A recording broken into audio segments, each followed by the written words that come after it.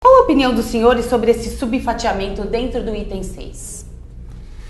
E me parece que, como está sendo dito desde o começo, o chamado fatiamento, seja julgar de uma maneira mais organizada, dependendo dos crimes e principalmente dos réus, é uma medida bastante prudente que ajuda a ter clareza sobre aquilo que acontece, até facilita, já que o julgamento é público, a opinião pública está acompanhando, até facilita a compreensão daquilo que está ocorrendo. Então, qualquer subfatiamento, para mim, é uma medida positiva, mas me parece que não tem também uma consequência muito relevante para o conteúdo do julgamento, porque os ministros já redigiram os seus votos, então a forma de exposição não vai mudar nada no resultado. Então, isso é uma medida de clareza que me parece muito correta.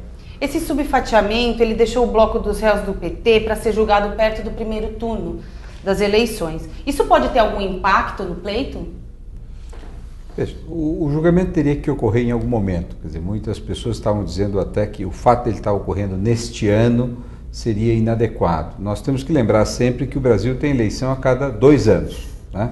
Bom, e se o julgamento tivesse sido feito antes da eleição presidencial? E se ele tivesse sido feito antes da primeira eleição presidencial? Evidente que a possibilidade de que o julgamento fosse recair sobre alguma data eleitoral é enorme no Brasil, né?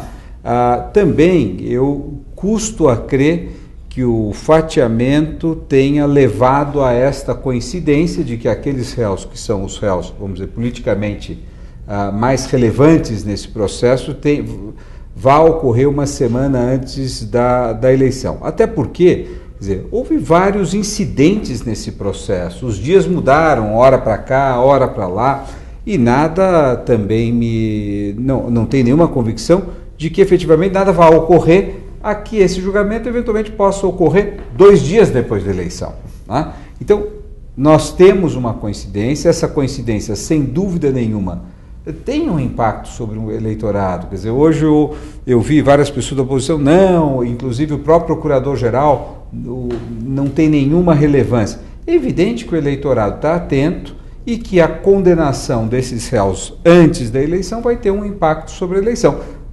Mas é para isso que tem uma eleição. A eleição é para que se julgue realmente aquilo que os políticos estão fazendo. Se um político é condenado, e temos uma eleição, nada mais correto que o eleitor se sinta impactado e tome a sua decisão a partir do resultado da decisão judicial.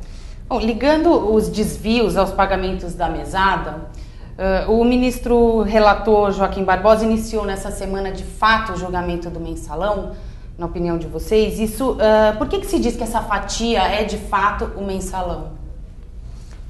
Eu acho que essa fatia é aquela onde estão sendo julgados aqueles, em primeiro lugar, que eventualmente determinaram, né, o sistema, o mecanismo pelo qual se buscou trazer alianças para o governo em função de algum tipo de remuneração, né? Então são aqueles que estão sendo julgados por corrupção ativa, aqueles que determinam quem nós estamos trazendo, nós estamos pagando para receber algum benefício, e aqueles que receberam diretamente o benefício para tomar algum tipo de conduta. Então, sem dúvida nenhuma, esse é um núcleo político, e além de ser um núcleo político, ele envolve figuras que são figuras que têm um papel histórico na sociedade brasileira, né?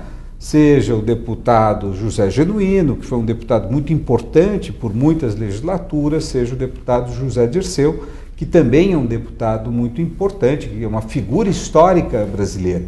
Então, não é só que nós estamos julgando o núcleo político, mas nós estamos julgando um núcleo político onde há pessoas que têm uma importância na história brasileira. Ontem a gente...